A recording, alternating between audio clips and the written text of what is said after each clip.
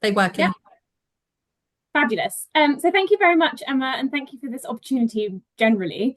It's a real pleasure to be here and actually talk about this. And it's the first time, I guess, I've properly discussed what my PhD is about. So it's a good opportunity to make sense of it fully myself as well.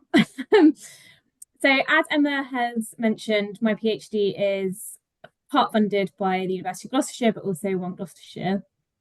And I'm doing it part time at the moment. Funnily enough, since I spoke to Emma about this presentation, I've changed the approach or the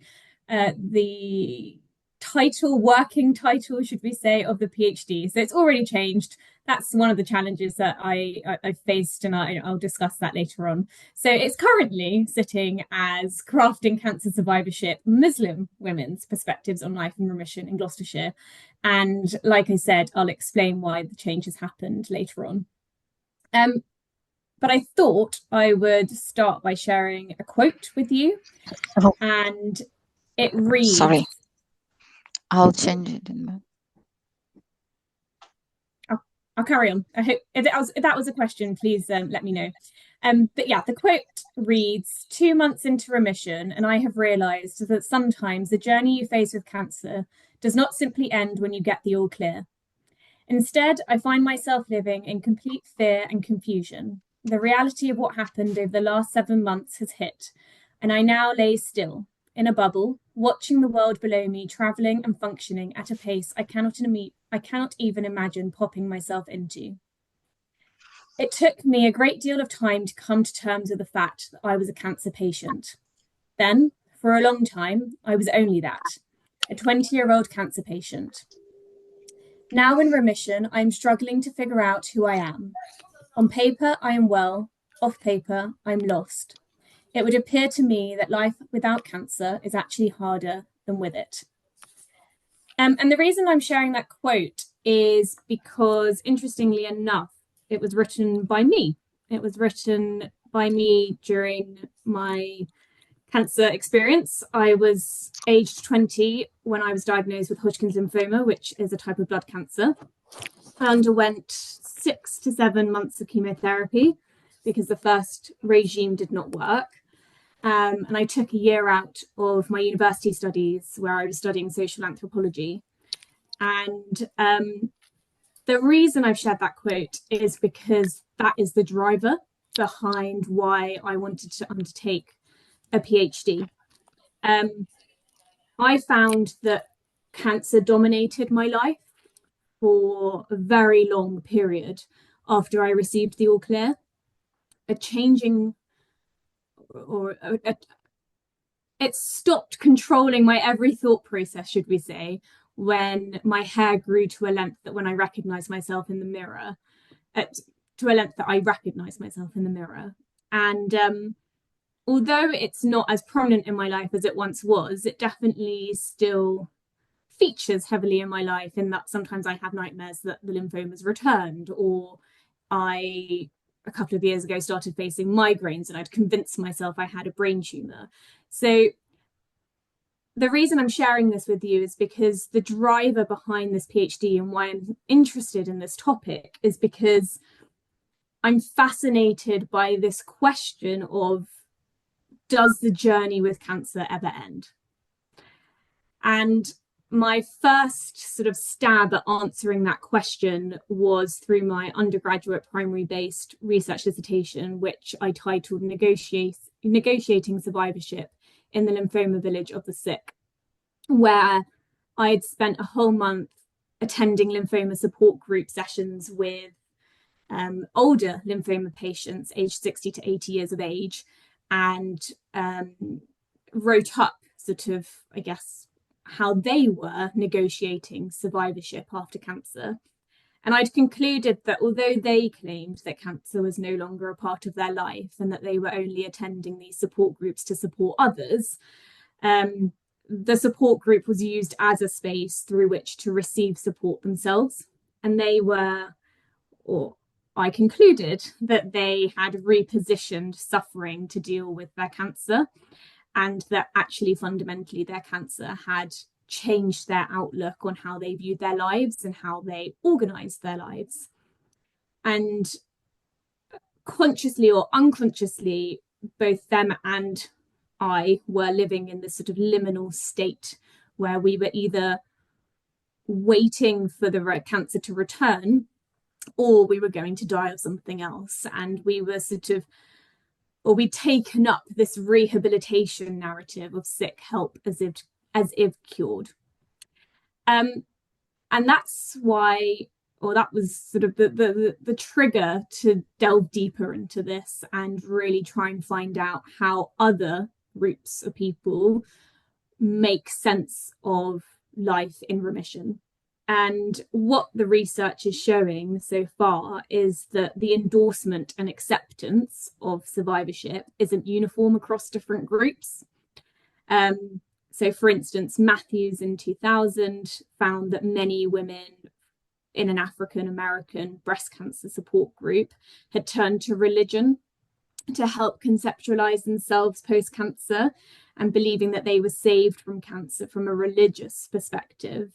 And hence they rejected the survivor label because it held the implication of individual accomplishment.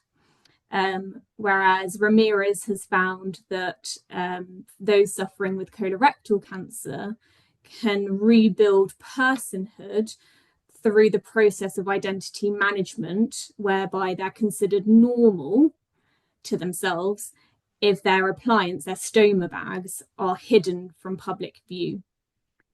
And more recently, in 2023, in Finland, they have examined how prostate cancer patients have employed culturally available discursive strategies to reconstruct masculinity and sexuality, and thus have rebuilt their identity as men following prostate cancer to sort of make sense of their worlds.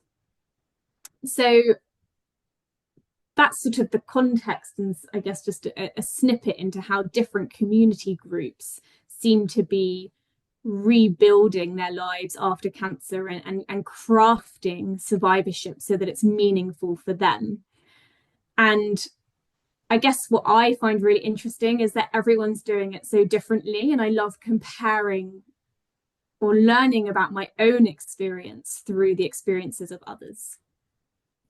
Which leads me on to my research questions. So, as I mentioned at the start, originally this PhD was going to focus on breast cancer patients from any ethnic minority background, because I thought if breast cancer is the most common cancer, it'll be easier to find informants to take part in the research study. But actually, conversations that I've been having as part of this PhD process, but also through my work, where I spend a lot of time with different communities, has highlighted and enlightened me to the fact that cancer is still very stigmatized in some of these communities, and people will not want to reveal the type of cancer that they've had. So it will be easier for me to engage with a smaller group of people from one culture, should we say, or one community, but focus or allow it to branch out to all cancer types. So for that reason, I have now decided to focus on Muslim women's perspectives on cancer, any cancer. And that change, like I said, happened probably in March. So that's been one of the challenges that I've been facing as the PhD is progressing. But I have 3 research questions, and they are predominantly focused around understanding the experiences of individuals. And I'm particularly interested as well, should we say, in the third one, which is in what ways does cancer survivorship amongst Muslim women in Gloucestershire inform future interactions with health and care services? My overall aim with this PhD would be to be able to contribute to open and critical dialogues of what or how the ICS's future work should aim to reduce inequitable or avoidable differences and to tackle barriers that people face in health and care. And I guess when I say that, I'm thinking about, for instance, all the patient panels that we have. The CPG, so the Cancer Clinical Programme Group, has a patient reference group. When I've worked in the voluntary sector in the past, there have been involvement networks where people are using their experiences of cancer to shape change, basically. And they are constructing their survivorship by really delving into that. And what we're finding is that often ethnic minority communities are not represented in these panels. And that third research question is trying to sort of delve into why. Is it that those opportunities aren't of interest to them because they're shaping their survivorship in a different way that doesn't require them to feel like they need to give back in the way that those panels and those networks would allow them to? Or is it that those opportunities aren't accessible for whatever reasons? And the reason I'm particularly interested in that is because professionally, we're always trying to diversify our panels to make sure that we hear from a range of different communities, but also because the reason I started my career in this field is because I got involved in patient and public involvement. And I think it was probably one of the ways that I managed to construct survivorship. So that's sort of, I guess, the overall aim. It would be really lovely to understand how these communities are building survivorship and how does that relate to the work that the NHS is trying to do as well. So a quick blast through my methodology. I'm taking 3 approaches. It's quite an anthropological approach, which mirrors the professional approach that I've taken as insights manager at the ICB. But essentially, I'm going to start by making the project autoethnographic. And that means that I'll be focusing on the ascribed meaning of my own cancer experience, including the social and cultural context of my journey. And that will be used to analyse and interpret the social cultural meanings of cancer survivorship amongst my informants. I am quite a complex being. I'm sure we all are, but I'm quite complex in that I'm white, but I would consider myself to be Spanish, but I sound very British. I have had a cancer, but I haven't had any body parts removed. But I do consider myself to be a cancer patient. So I have this really multi-native status as I enter the field. And it will be really interesting to see how these Muslim women ascribe me and what box they put me in. Do they see me as an insider because I've had cancer, or an outsider because I'm not Muslim, or an insider because I'm not British, or because I sound British? Do you see what I mean? It's sort of so multifaceted, and I'll have to see how my interpretations and my construction of knowledge plays out with my informants based on how they perceive me as well as how I perceive them. And hopefully an autoethnographic approach will allow me to be a positioned subject throughout this research. The second approach that I'm taking is participant observation.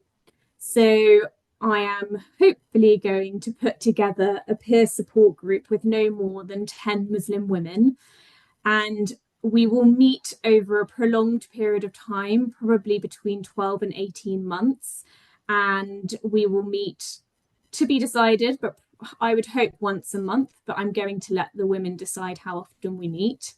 And they will be undertaking an activity of their choosing. So perhaps sitting and having a cup of coffee and a piece of cake, or knitting, or going on a walk.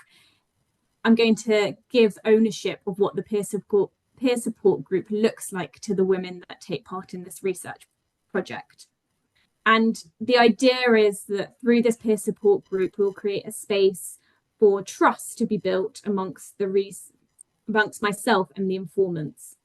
And broad questions on cancer will be introduced at each meeting, and it will hopefully initiate a discussion on the different areas of cancer survivorship.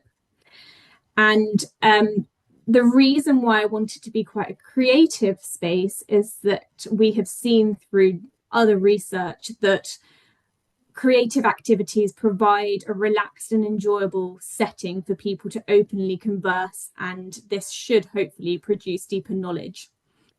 And in the process, I'll get involved in whatever activity we're doing, but I'll also be actively observing.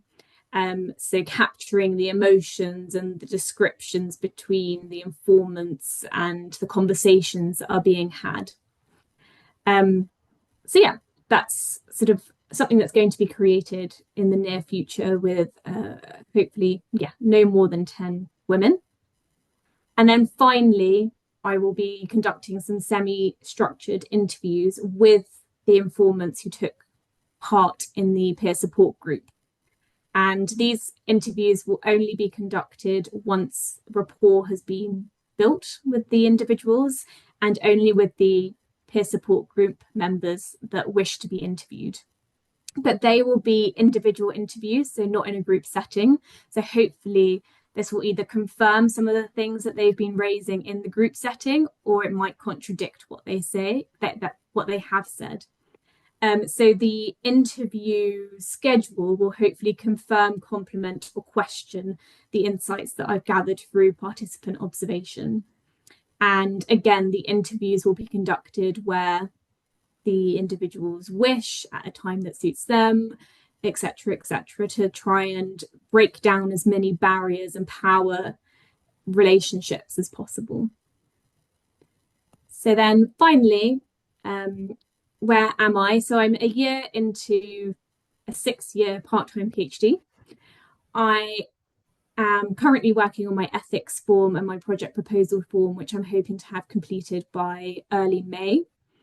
And I've been working with a couple of the community contacts that I have to create the poster that you can see attached.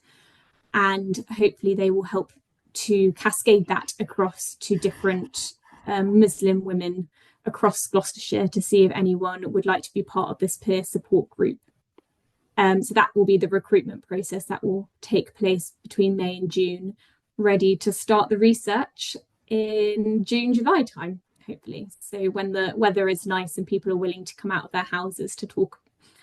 So I'm very much relying on community contacts to support this piece of work and to encourage women to come forward and share their experiences, basically, and hopefully connect with others, especially as we know that this is quite a stigmatized topic and perhaps they haven't had a safe space to discuss this in the past. So I don't know where I'm at with regards to 20 minutes, but that was all I wanted to share for now. And I'm very happy to take any questions. Thank you very much, Natalia. Really, really, really interesting piece of research, and very much needed in terms of understanding the needs of Muslim women. So we've got just over 15 minutes for questions. Is there anywhere? We've got 23 people on the call now, which is great. Is there anybody that wants to ask any questions? It's very informal, so don't be shy. Do come forward. Abbas? Yeah, I can see you've got a physical hand up. Yeah, I can't find it on Zoom, sorry. Don't worry. Natalia, just a quick question in regards to Muslim women. The faith is really broad, so representation will be from many different ethnic sort of community groups. How will you sort of capture that in your sort of reporting or demographics or things like that? Because again, the faith banner and the Muslim, but there's so many different cultures, and some have had more exposure to or understanding of education compared to other groups that may have recently come to the UK and things along those lines. So how will you differentiate the journey? Because depending where you're from and how long you've been in the UK, your journey and your understanding of the journey and what's out there will be really different. So that'll be a really real challenging area, I'm sure. No, thank you for your question. It's a really good point. it's definitely something that I've considered. I don't know the answer yet. So I'm acutely aware, as you say, that obviously there are different groups within, as you say, the broader, wider hat of Muslim women, different countries, education, practices, etc., etc. I suspect that as I'm researching, it will come out in the research, and I'll just have to thematically analyze it and understand where they're coming from. There are just so many factors to how you might construct survivorship. One of them is, for instance, the time elapsed since you entered remission. So, for instance, your experience of constructing survivorship 1 year post cancer will be so different to 10 years post cancer. So, it will be those sorts of factors that will need to be analysed throughout the conversations, alongside where are these women from, Sunni versus other branches of Islam, etc., etc. So I can't answer your question. I just know that I will have to differentiate between the different groups. And for now, because I haven't gone out for recruitment yet, as I need to pass ethics, I don't know who will be part of this research study. It might be that I end up with 10 women, all from Syria. Or it might be that I end up with 10 women, one from Algeria, one from Syria, 2 from India, and 1 from Bangladesh. I don't know what I'm going to be researching for now. I hope that semi-answers your question. But it's a very good point.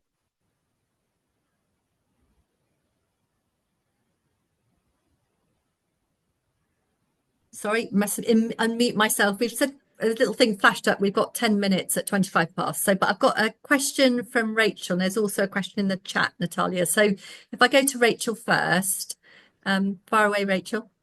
Thank you. Hi, Natalia. Hi. Thank you. That sounds so interesting. Yeah, great to hear about it. And yeah, I was just wondering, with focusing on Muslim women specifically, obviously I know all the work you do with ethnic minority groups because I've been lucky enough to come out to some groups with you. But what specifically made you focus on Muslim women? Is there sort of a higher rate of cancer amongst these groups, or? No, it's actually quite a selfish reason, if I'm completely honest with you. From a practical perspective, I have really good relationships with the community members or with key figures in the community in Gloucestershire who could help me with the recruitment process. So that was one reason. But actually, the second reason goes back to what I said about me constructing my survivorship when I looked in the mirror and recognized myself because my hair was at a certain length. And I'm really, really interested on how covering can influence survivorship. So if you are externally covering, do you construct survivorship more quickly or in a different way to someone like me, who for many months post-cancer looked ill still, even though physically I was in remission and I was fine? But then when you go home and you perhaps uncover, and the reality of perhaps if you have lost your hair is then visible again, how does that affect the individual, and how does that make you make sense or not make sense of what you've gone through? And because I find that so fascinating, because it was the part I struggled with the most, I want to explore it further. So that's why I picked Muslim women. Although obviously some of them don't cover. But I think it will be an angle that will have to be explored throughout the project. Thank you. Thanks, Rachel. And then I'll just move to the question in the chat. So, sorry, I don't know if it's your first name or comes up. Sometimes I presume comes up with people's surnames, doesn't it? But Shipon said, are there going to be any incentives for people including themselves in this research study? So the incentives at the moment, because there's a lack of, I have budget, but it's reduced in some way. It can't cover remuneration in that sense. From my understanding, there is no Muslim women cancer peer support group. So hopefully it would be a safe space for these women to support one another and get something out of it from that perspective. So it's hopefully going to support them from an emotional perspective that we currently don't offer in the county, but I am also acutely aware, and I'll have to work with the group to understand how that finishes and how I exit the field once the research has ended. So that's sort of how I'm hoping to be able to support the women rather than through a monetary incentive. But also there will be an activity in place. We will be meeting where they wish to meet, how they wish to meet, how often. There is ownership on the group for them. I don't wish to be managing the group in any way, shape or form. So hopefully true friendships can really establish themselves, and through emotional conversations we'll learn from one another and support one another. So I'm hoping that that will be the driver and that will work. But again, it's up for conversation with the ladies when we meet, if I can support them in any other way. Great. Thank you. And we've probably got time for one more question, because it's probably going to cut us off at 12:35, because I probably joined a bit earlier. So the clock starts ticking, I think. So Althea, do you want to go with your question? Thank you. Thanks, Natalia. Really interesting. Couple of questions. The first one was around it's an expansion of Alice's question. So just a bit more of an understanding, if you were looking to involve Muslim women from African nations, Somalia, Eritrea, Nigeria, for example, South Africa, and because they will have a slightly different cultural perspective to women from Arab nations and Indian nations. And then the second question was, within the group, it's likely that there will be requirements for signposting to other sources of support. Is that going to be built in? Yes, absolutely. So the recruitment process will go out to all Muslim women. So as you rightly have said, there'll be it will be offered, or people can join if they're from Somalia or any other African nation. Absolutely. If you can help with that recruitment process, it would be greatly appreciated. Please do get in touch. And with regards to, oh gosh, what was your second question? Oh yes, support services. Yes, absolutely. So the plan is that poster will go out across WhatsApp, newsletters, etc., just informing people that there is a peer support group being established and would they like to take part. I will then meet with anyone who expresses interest to explain that this is a peer support group, but also a research project. And I will explain to them exactly how the research will be conducted, i.e. it's autoethnographical. I'll be sharing my own story with these women that we will be meeting where it suits them, when it suits them, etc., and the option of going through interview at the end will exist. And at that point, they'll also be signposted. So that's even before they've agreed to take part in the research. And then throughout the research, there will be that reminder, I guess, that if they need any support, that there are different services available, and signposting them to those services, particularly because I need to make it very clear that I am not clinically trained and I cannot support them psychologically. And also, I need to protect myself. So that also, everything that I've just said goes for me as well. I suspect, because even in the preliminary essays that I've written for this project, I have identified that I have perhaps so subconsciously not dealt with several parts of my own cancer journey. And I suspect that will come up throughout the conversations with these women. So yeah, support services for both them and myself will need to be considered. I've just seen the language barriers one.